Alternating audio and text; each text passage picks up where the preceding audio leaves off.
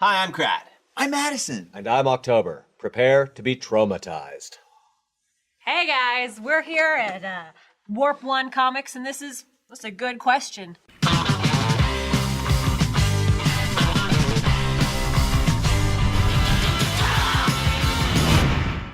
Today we're talking about traumatic experiences because Lloyd Kaufman is here. He is. Hi, Lloyd. Hey, hello. This is very high tech. I can't see any of you. This took me a while to figure out, but for those of you who haven't yet, Lloyd isn't really here. He's talking to us through Skype, but we don't have a visual, so we just have a picture of him without a nose. Yeah, we got the most flattering picture that we could find on the internet, and this was the one. We have some questions for you, actually. Great. When you were a young man looking forward to making films, what films really set you on fire, made you so inspired to become the filmmaker you are today? Well, when I was a young man, actually I was kind of a young woman, and I did not look forward. I looked backward. So I was inspired by Chaplin and Keaton and John Ford, Howard Hawks, Jean Renoir, people like that, people who I grew up with, Leni Riefenstahl, Stan Brakhage, from the old days, from the kind of 2,000-year-old man days, you know? Leni Riefenstahl is a brave choice. The classics. Yes. I also very much look backwards to Tom and Jerry and the Warner Brothers cartoons and the Three Stooges. Oh, yeah, great stuff, classic stuff. Hard to believe, looking at my oeuvre, that I would be inspired by the Three Stooges because my work is so sophisticated and so subtle. But indeed, the Three Stooges and Tom and Jerry have had a bit of an influence.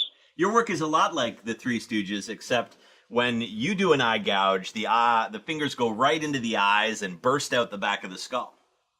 Well, that is what's interesting. It's Tom and Jerry, Three Stooges, and John Ford put together. All put together. If you see Romeo and Juliet, John Ford's signature song, Yes, We'll Gather at the River, is a running theme through Romeo and Juliet. So I kid you not, as we used to say in the old days. Which one, out of maybe the last 3 years, which one out of the big budget movies do you think has been the biggest piece of shit, in your opinion, and why? You know, I am so ignorant about big budget movies, but I have to say I didn't get Avatar, and I know that is very sacrilegious, but I could not. I just wanted it to end, and thought it was very. And with all due respect to the great person who made Titanic, which if you look at that movie today, you will also fall asleep or be embarrassed. I didn't get it. I just didn't get it. The trick to Avatar is you have to watch Dances with Wolves, and then you understand it. Dancing with Wolves, I didn't get that one either. I was kind of buffaloed by that one. True. If you want to see a good movie with Indians, check out Poultrygeist, Night of the Chicken Dead. That's the movie that I think will do more for the cause of Indian rights, and not just Indian rights, but chicken rights. Both were exterminated in the billions, and I think that film probably does a lot more than Dancing with Wolves. Yeah, you were saying that your film Poultrygeist was a favorite of PETA and other animal rights organizations. Yes, indeed. I haven't heard much from the Native Americans, but I know that those who have seen the film love it. And any chicken who's seen Poultrygeist, Night of the Chicken Dead, has thought it was very clucked up. Yeah, that's what all my chicken friends tell me. You are, of course, well known as a director and a screenwriter, but you are also an actor. Thank you. Yes. I describe you as an actor, and IMDb does as well. Now, of course, one of your first credits is in the immortal Rocky, in which you played a bum. Now, when you were approaching that role, did you get very method with your approach? I did. I drank. I got pretty drunk to try to get into it. Obviously, my main function on Rocky was not to be a bum, to be an actor being a bum, but I forced the director to put me in it, and I thought I should get drunk to play that part. And I did indeed get drunk. But now I find I've been playing drunks for about 40 years, and I find I'm better at drunk if I don't actually get drunk.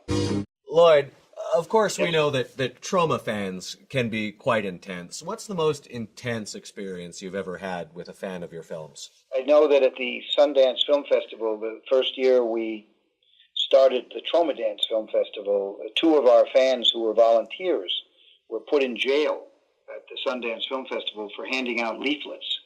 And that was my responsibility because they were volunteering for the Trauma Dance Film Festival. But because Sundance controls Park City, Utah, our two volunteers were put in jail. For me, that was very intense, and I felt very guilty about it. Are they still in the Hoosgow? Did you leave them to rot in prison? Their brains were rotten, as you know, the movies did that. Today's good question is, of all the trauma films, which one deserves a high-budget remake? Yes. So a lot of films are getting rebooted these days, Lloyd, as you're probably well aware, following Hollywood trends and all. If you could see one trauma film get rebooted with a multi-bazillion-dollar budget, which one would you pick? Well, I'm sure that October and Crad and Addison, I'm sure you know that Charles Kaufman's Mother's Day has indeed been remade by Brett Ratner, and that Class of Newcomb High has been remade by Lloyd Kaufman, has returned to Newcomb High.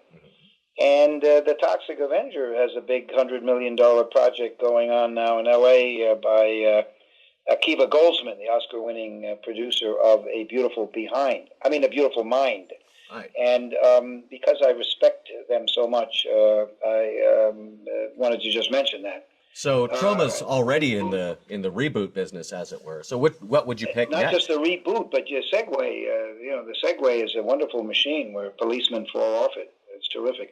I would say a nymphoid barbarian in Dinosaur Hell would be a wonderful remake to reboot, because the nymphoid could be a great part for one of the untalented Hollywood plasty women. And the dinosaurs, of course, with all the great technological fake explosions and whatever in the $200 million movies, would be it's a perfect movie. A nymphoid barbarian in Dinosaur Hell. If you want to learn more about a nymphoid barbarian in Dinosaur Hell, check out the Trauma Movie channel on YouTube, totally free, or go to your local library. That's an idea, ain't it, Frank? No thanks.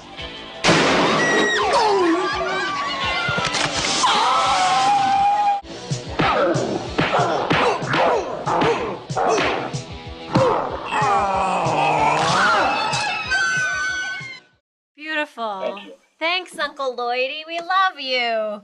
And thanks, Warp One Comics, for having us out. Let us know if you've got a question for the guys. You can post it below and let us know what trauma movie you'd like to see have a big, big budget. We'll see you next time on That's a Good Question. Thank you. No, thank you. Thank you. I'm excited for new Toxin.